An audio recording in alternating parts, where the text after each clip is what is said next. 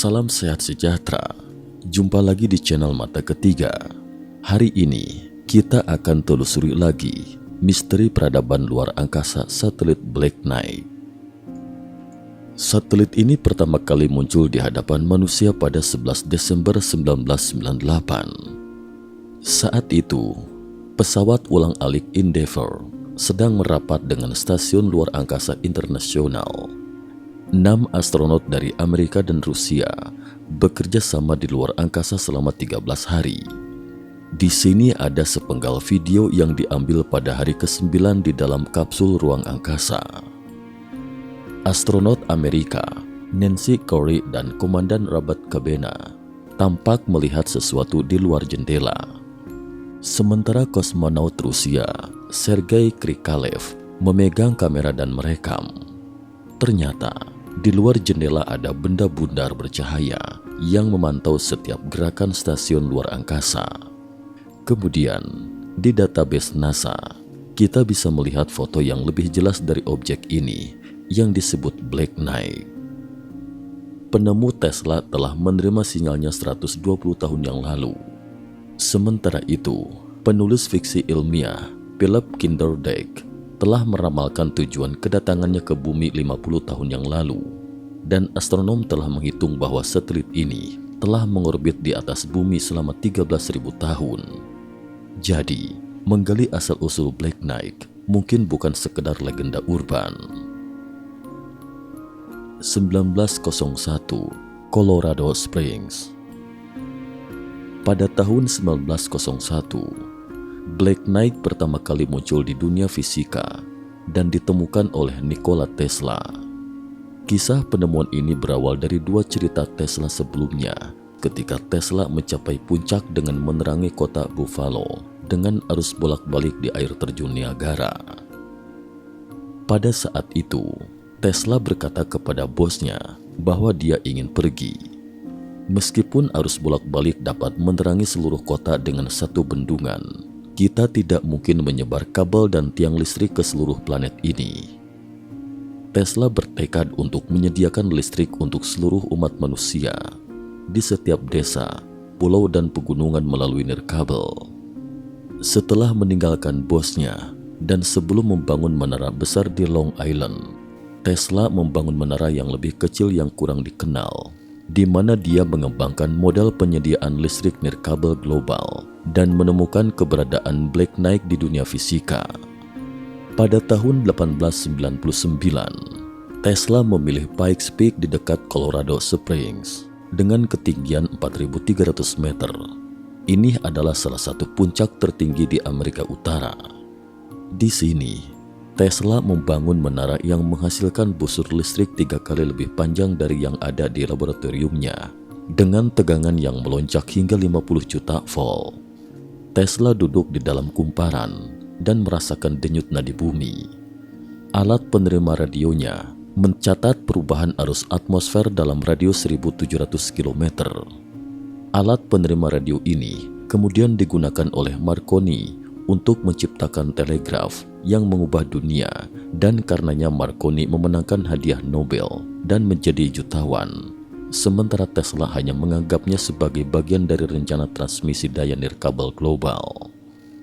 Ambisi mulia ini membuat marah investor JP Morgan dan menentukan tragedi akhir hidup Tesla.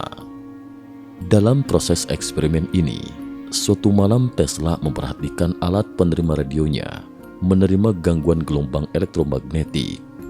Ini bukan arus tanah yang dihasilkannya atau angin matahari, tetapi sinyal teratur yang bukan merupakan fenomena alam. Saat itu tahun 1901, hanya Tesla yang dapat memancarkan gelombang radio di atmosfer. Jadi Tesla yakin bahwa sinyal tersebut berasal dari luar atmosfer, dari peradaban cerdas di luar angkasa yang telah menguasai teknologi komunikasi radio. Pada Februari 1901, Tesla menerbitkan artikel Talking with the Planets, di mana dia mencatat banyak detail eksperimen dan menggambarkannya sinyal tersebut sebagai gelombang elektromagnetik yang cepat dari luar angkasa. 20 tahun kemudian, dengan telegraf Marconi yang tersebar luas, Sinyal cepat ini mulai ditangkap oleh stasiun radio di seluruh dunia. Pada tahun 1928, seorang insinyur Norwegia bernama Jørgen Hals menemukan bahwa sinyal ini tampaknya berasal dari sumber tetap dan dapat didengar setiap 10 hingga 20 detik. Ini sangat aneh karena menurut teori gelombang radio, gema seharusnya hanya memakan waktu sepersekian detik. Namun waktu gema sinyal yang mencapai 20 detik ini sangatlah aneh. Sekarang, para ilmuwan menyebut fenomena ini sebagai long delayed echo atau gema tertunda lama dan menemukan bahwa tidak hanya sinyal Tesla, tetapi banyak gelombang radio yang dipancarkan dari bumi juga menunjukkan fenomena penundaan yang aneh. Salah satu yang paling aneh adalah sinyal darurat Titanic yang diterima 24 tahun setelah tenggelam. Bagaimana menjelaskan fenomena gema tertunda lama ini? 30 tahun kemudian, para ilmuwan tampaknya menemukan jawaban yang mengkhawatirkan. Pada 4 Oktober 1957, Uni Soviet meluncurkan satelit buatan pertama manusia yang mengirimkan gelombang radio dari luar angkasa ke bumi. Dalam 21 hari operasinya, wahana ini mengelilingi bumi 1440 kali dan sinyalnya diterima oleh stasiun radio di seluruh dunia.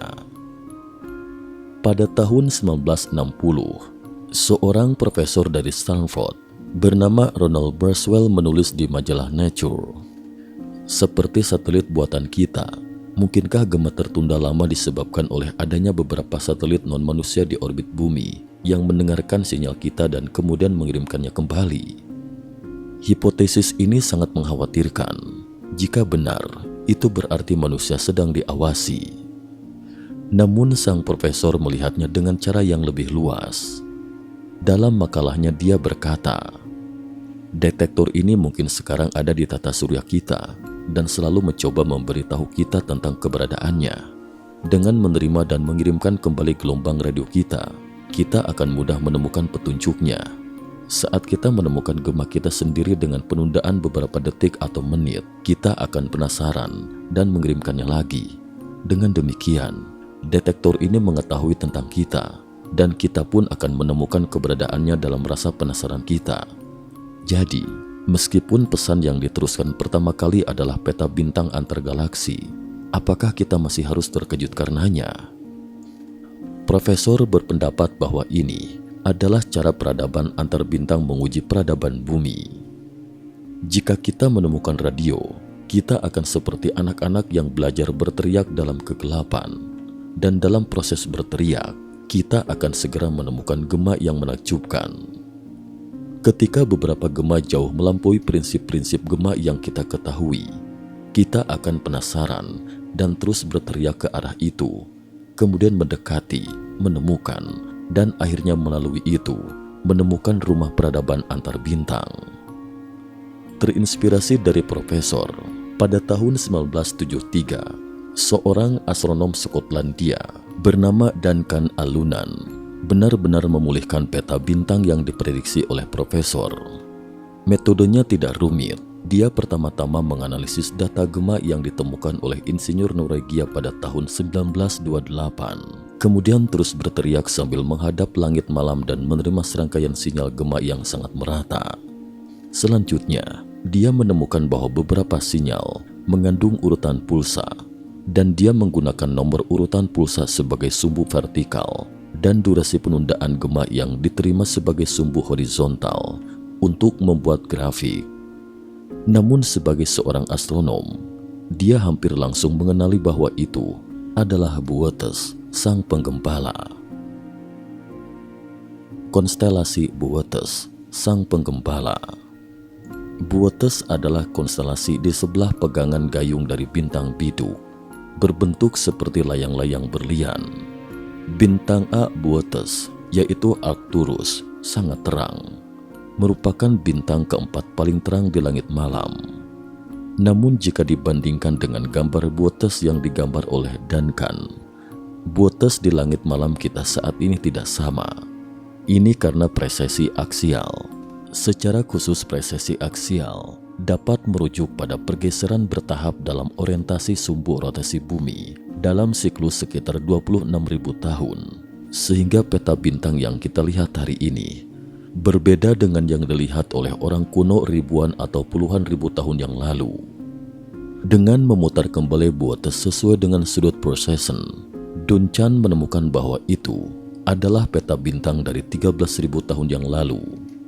Jadi, apakah ini berarti Black Knight telah tiba di bumi 13.000 tahun yang lalu dan mulai beroperasi? Mengapa mereka ingin kita melihat Boötes? Apakah karena mereka berasal dari Boötes? Duncan menganalisis 8 bintang di Boötes dan menemukan bahwa mereka berjarak puluhan hingga ratusan tahun cahaya dari bumi. Bintang A, Alpha Boötes, Arcturus, berjarak 36,7 tahun cahaya dari bumi. Tapi Arcturus adalah bintang raksasa merah yang menakutkan dengan diameter setidaknya 400 kali matahari. Dalam lingkungan bintang seperti itu, secara teori, kehidupan cerdas tidak mungkin eksis. 6 bintang lainnya juga serupa dengan Arcturus, kebanyakan berada dalam fase raksasa atau kerdil, sangat sulit untuk menumbuhkan kehidupan. Hanya E Boötes Epsilon Boötes atau Izar yang mungkin berbeda.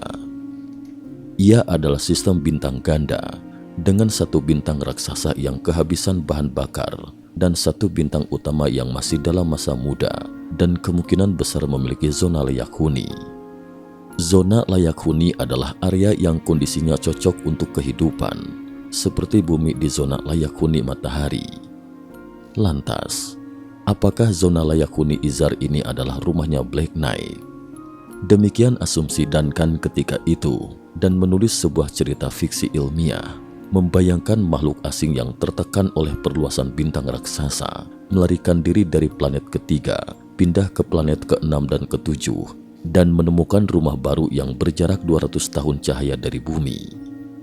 Cerita ini bahkan diberitakan oleh majalah Time dan menarik perhatian banyak penggemar dan ilmuwan. Namun apakah peta bintang Boötes dalam gema sinyal benar-benar menunjukkan asal mereka dari Boötes? Tak lama kemudian, seorang ilmuwan bernama Clyde Tombaugh mengusulkan bahwa mungkin ini hanya petunjuk yang mengarahkan pandangan kita ke arah Boötes. Benar saja, 8 tahun kemudian pada tahun 1981, astronom yang mengikuti petunjuk ini menemukan kekosongan besar di Boötes. Ini adalah pertama kalinya manusia mengamati fenomena langit yang menakutkan. Di ruang angkasa yang seharusnya penuh dengan bintang, tiba-tiba terdapat kekosongan besar tanpa cahaya bintang. Berikut adalah ilustrasi kekosongan antar bintang Barnard 68. Anda bisa merasakan dampak visual dari Barnard 68 yang berjarak 500 tahun cahaya dari matahari di galaksi kita dan memiliki diameter 0,5 tahun cahaya. Namun kekosongan ruang Boötes memiliki diameter yang menakutkan, yaitu 330 juta tahun cahaya, dengan jarak dari bumi mencapai 700 juta tahun cahaya. Apa hubungan antara Boötes dengan kekosongan ruang Boötes? Dari bumi, Arcturus sangat terang. Saat kita melihat ke arah Arcturus, kita melihat latar belakang bintang yang membentuk pola layang-layang berlian yang disebut Boötes. Ketika kita melihat lebih jauh arah Boötes, kita menemukan kekosongan besar Boötes. Kekosongan ini membuat semua cerita tentang perluasan bintang raksasa dan pelarian rumah menjadi tidak berarti. Mengapa ada kekosongan besar yang mencakup lebih dari 60 galaksi di ruang angkasa? Ilmuwan segera teringat ramalan kuno yang membuat bulu kuduk merinding. Kardashev berawal dari definisi fungsional peradaban berdasarkan kekekalan hukum fisika dan menggunakan peradaban manusia sebagai model ekstrapolasi. Model awal Kardashev dikembangkan. Dia mengusulkan klasifikasi peradaban menjadi 3 jenis berdasarkan aksioma pertumbuhan eksponensial. Peradaban tipe 1, peradaban yang mampu menguasai semua energi di planetnya. Mereka diperkirakan menguasai energi sebesar 10 pangkat 16 atau 10 pangkat 17 watt. Energi yang tersedia di bumi adalah 1,74 kali 10 pangkat 17 watt, 174 petawatt. Menurut Nikolai, bila manusia telah sampai ke tingkat ini, manusia akan mengendalikan pangan global, letusan gunung berapi, gempa dan cuaca. Peradaban tipe 2, peradaban yang mampu memanfaatkan semua energi dalam suatu bintang, yaitu sekitar 4 kali 10 pangkat 26 watt. Energi matahari diperkirakan sebesar 3,86 kali 10 pangkat 26 watt. Di tingkat ini manusia menjalani hidup antar planet. Mars dan Venus telah diterraformasi. Selain itu, manusia akan membuat megastruktur yang bernama bola Dyson untuk mendapat energi matahari. Peradaban tipe 3, peradaban yang mampu mengendalikan semua energi di suatu galaksi, atau sekitar 4 kali 10 pangkat 37 watt.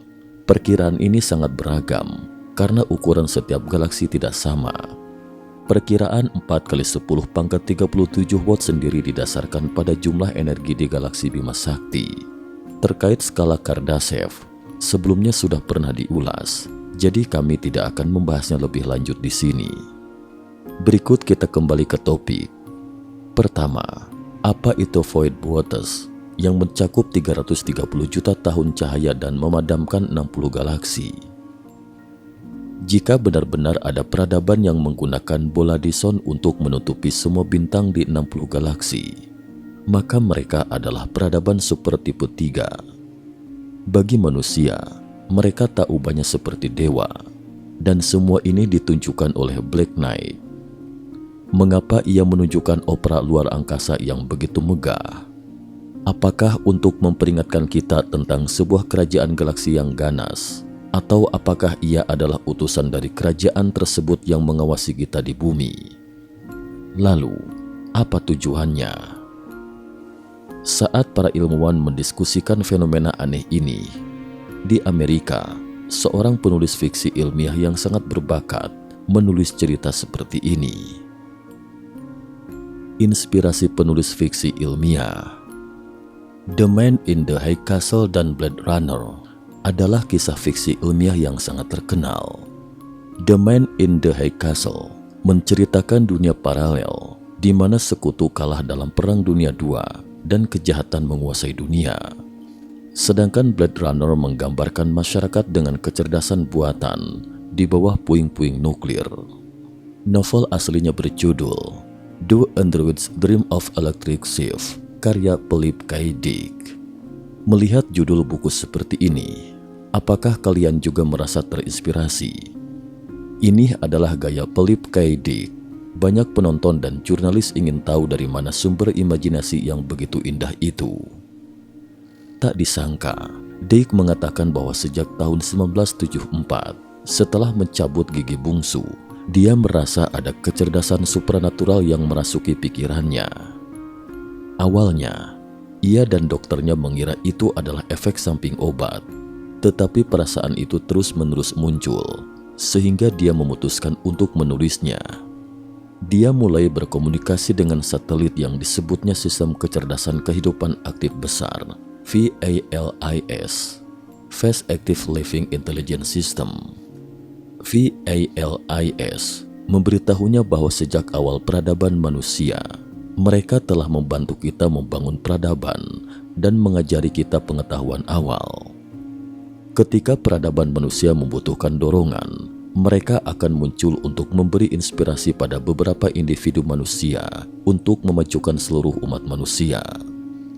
Cerita-cerita ini ditulis dalam The Velas Trilogy pada tahun 1982, dan pada tahun yang sama, Philip K. Dick meninggal karena stroke pada usia 53 tahun. Mendengar ini, apakah kalian juga berpikir tentang kutukan tersebut? Bahwa para jenius seringkali meninggal muda atau menjadi gila. Tidak hanya di bidang sains, Mozart meninggal pada usia 53 tahun. Juga ada kisah penulis jenius Kong Yu Kau dari Hong Kong dengan cerita The Mad Phoenix yang menjadi gila sebelum usia 40 tahun dan meninggal dalam kesendirian. Dan juga dalam sains, ada banyak tokoh jenius lainnya yang meninggal di usia muda. Mereka semua memiliki dua kesamaan, ledakan inspirasi dan kematian atau kegilaan dini. Menurut Philip K. Dick, inspirasi ilahi ini berasal dari VALIS, dari Black Knight. Apakah beban mental yang tinggi ini memicu individu-individu tertentu yang kemudian sulit mereka tanggung tetapi mendorong kemajuan umat manusia? Bagi individu, ini adalah tragedi. Tetapi bagi umat manusia, VALIS tidak peduli. Ini adalah spekulasi favorit kami. Terdengar aneh dan tidak berdasar. Tetapi mengapa dalam fiksi ilmiah 2001, A Space Odyssey ada batu hitam yang menginspirasi manusia? Karena dalam dunia fisika, memang ada serangkaian peristiwa yang sepertinya dapat membuktikan spekulasi ini. Gordon Cooper adalah manusia pertama dalam sejarah yang tidur di luar angkasa dan menghabiskan 1 hari penuh di sana. Dia memiliki kemampuan yang luar biasa. Pada usia 12 tahun, dia sudah bisa menerbangkan pesawat. Dan pada usia 22 tahun, dia menjadi seorang pilot tempur terbaik Amerika. Pada usia 32 tahun, dia terpilih untuk program Mercury, menjadi yang termuda dari 7 astronot terpilih. Saat kembali dari luar angkasa, karena perangkat otomatis rusak, dia bahkan menciptakan keajaiban pendaratan manual yang hanya melesat 4 mil. Pusat antariksa kala itu sangat terkejut, tetapi dia tetap tenang dan keluar dari kapsul dengan berdiri. Oleh karena itu, dia dijuluki sebagai astronot terhebat Amerika. Bahkan Neil Armstrong dan Buzz Aldrin, serta astronot yang mendarat di bulan, dianggap meraih prestasi mereka di atas pundak Cooper. Pada 15 Mei 1963, Gordon terbang keluar angkasa dengan Mercury Atlas 9. Dia terbang sendirian mengelilingi bumi sebanyak 22 kali dengan total durasi 34 jam.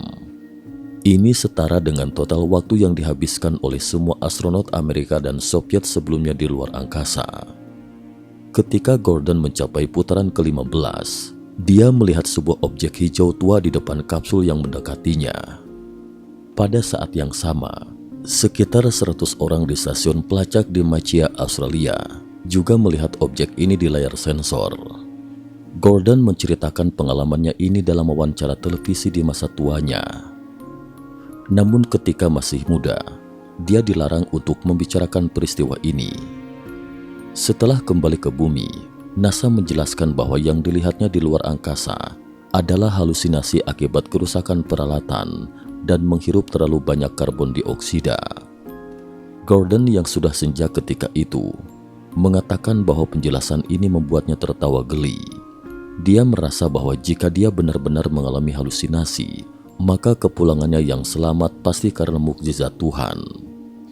Gordon yakin bahwa dia melihat suatu objek terbang tak dikenal, berwarna hijau tua di luar angkasa, yang terlihat seperti papan batu dan seolah-olah bisa bebas bergerak di orbit bumi. Selain Gordon, 10 tahun sebelum dia meluncur ke luar angkasa, seorang ilmuwan yang sangat teliti juga menemukan objek yang diduga sebagai bayangan batu hitam itu. Clyde Tombaugh adalah fisikawan jenius yang menemukan Pluto. Pada usia 24 tahun, dia menciptakan metode perbandingan kilat untuk memotret area yang sama di langit selama beberapa hari, lalu membandingkan semua foto tersebut dan menemukan Pluto. Penemuan ini membuatnya menjadi bintang di bidang astronomi, dan pada usia 30 tahun, dia menjadi otoritas dunia dalam pengamatan benda langit. Pada tahun 1953, di usia 47 tahun, Tombaugh didanai oleh militer Amerika untuk memulai program pencarian objek dekat bumi. Setahun kemudian, Tombaugh membuat pernyataan publik bahwa mereka berhasil menemukan 1 atau 2 objek dekat bumi yang berjarak 400 hingga 600 mil dari bumi, yang tampaknya merupakan satelit alami bumi dan mungkin bisa dikembangkan menjadi stasiun luar angkasa alami di masa depan. Namun 4 tahun kemudian, cerita ini pun berbalik. Awalnya, pernyataan publik ini membuat banyak media meliput berita yang menggembirakan ini.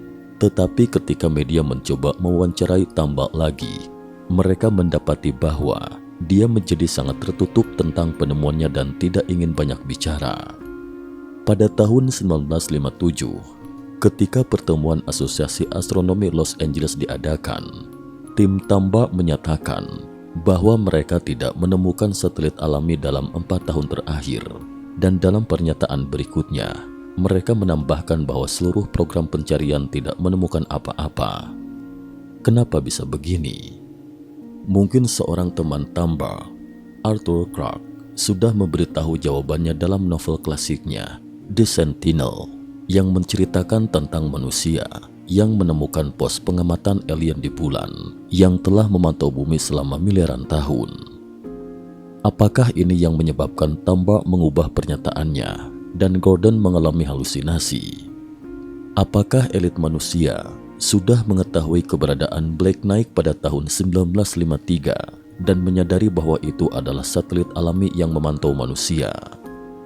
Tidak hanya itu, ketika Gordon Cooper kembali ke bumi pada tahun 1968, sutradara Stanley Kubrick mengadaptasi cerita The Sentinel menjadi film klasik 2001, A Space Odyssey. Film ini menampilkan batu hitam yang begitu mengesankan, dan apakah kalian pernah berpikir bahwa ini semua mungkin benar?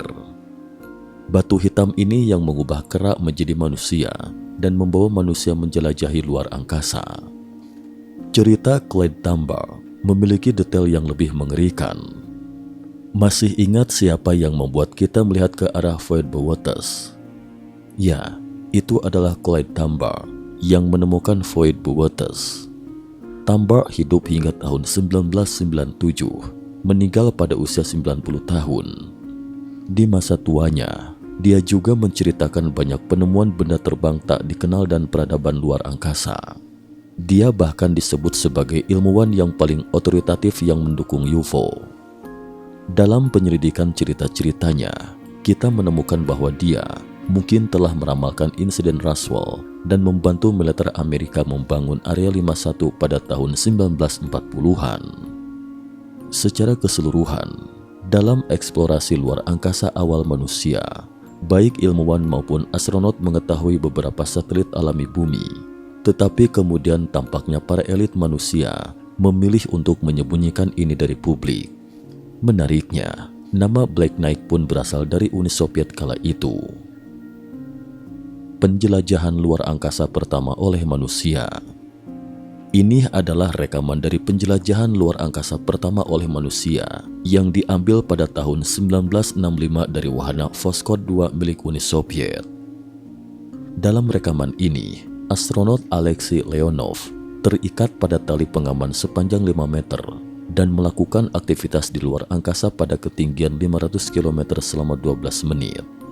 Namun ketika Leonov mencoba kembali ke airlock, kostum antariksa yang dipakainya mengembang, membuatnya tidak bisa masuk ke dalam airlock.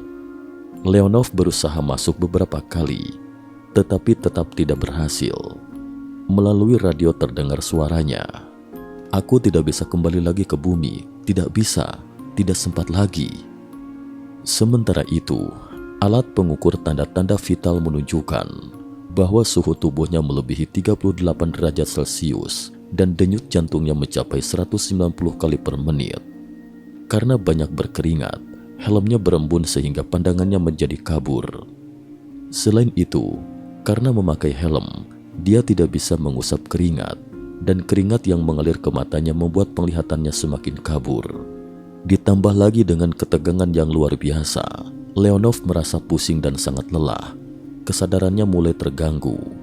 Setelah terjebak di pintu airlock selama 10 menit, alat pengukur tanda-tanda vital menunjukkan bahwa dia sudah berada dalam kondisi hampir pingsan. Namun Leonov sendiri mengatakan bahwa setelah beberapa kali mencoba tanpa hasil, dia tiba-tiba mendengar suara seperti pelatih yang berbisik di telinganya. "Hei nak, ada 4 tombol di bagian pinggang kostum antariksa. Masing-masing tombol bisa melepaskan 1/4 udara di dalam pakaian antariksa." Maka, Leonov mulai mengeluarkan udara dari pakaian antariksa. Tekanan udara turun dari 40 kilopascal kPa menjadi 35 kPa.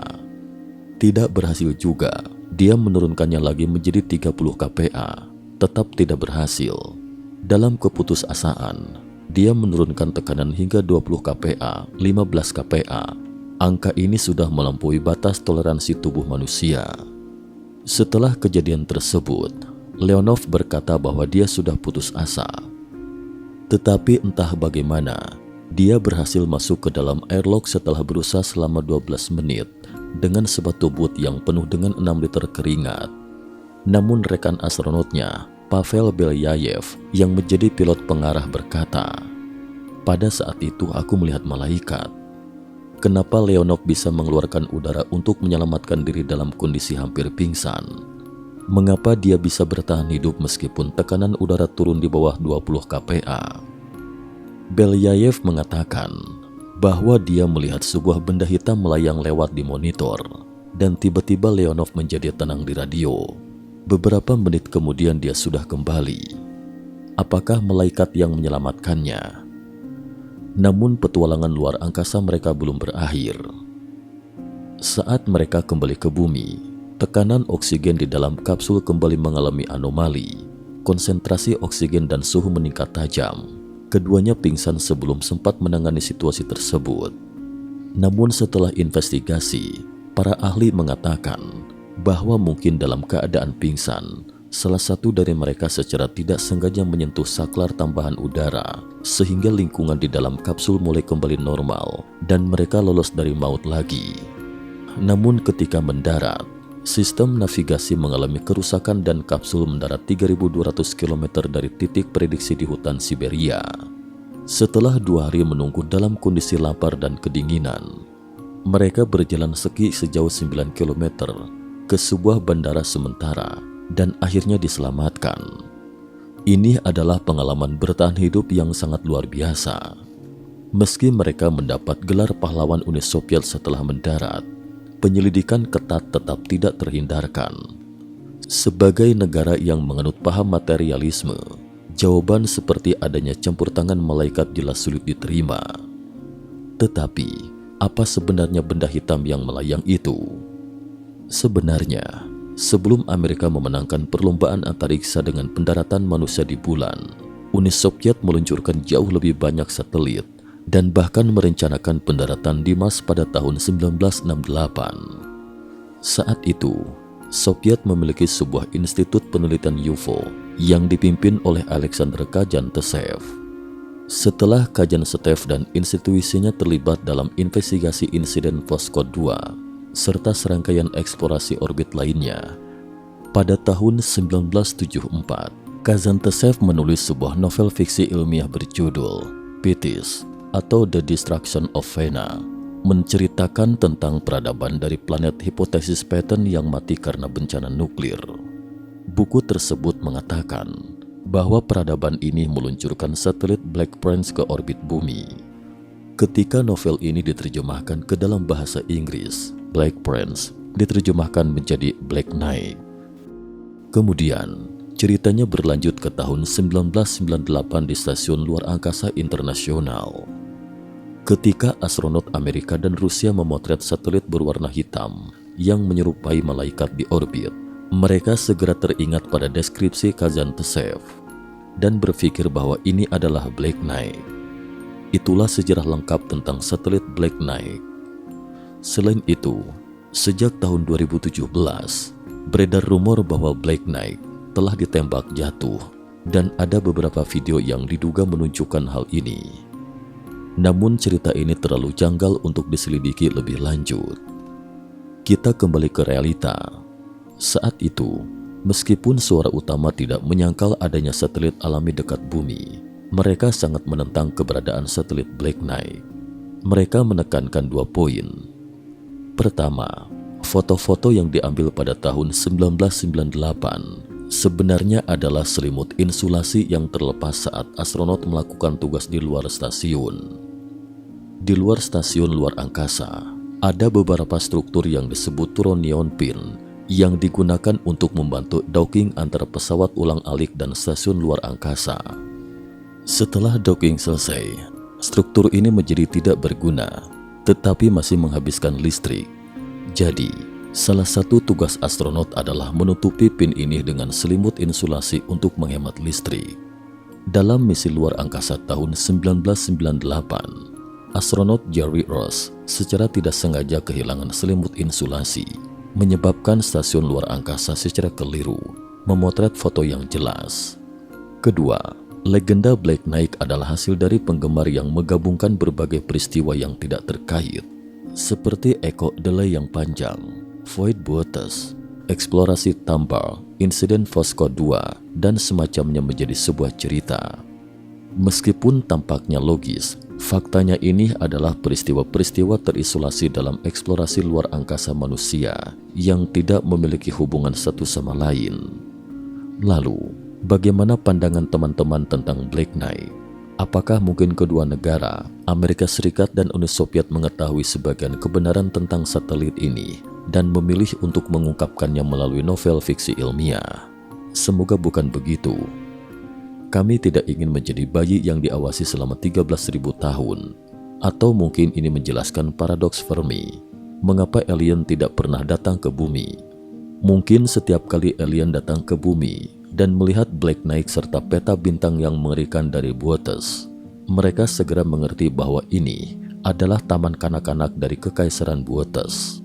Tidak ada yang berani macam-macam di sini, dan memang tidak ada yang berani membuat ulah. Sekian dan terima kasih atas perhatiannya.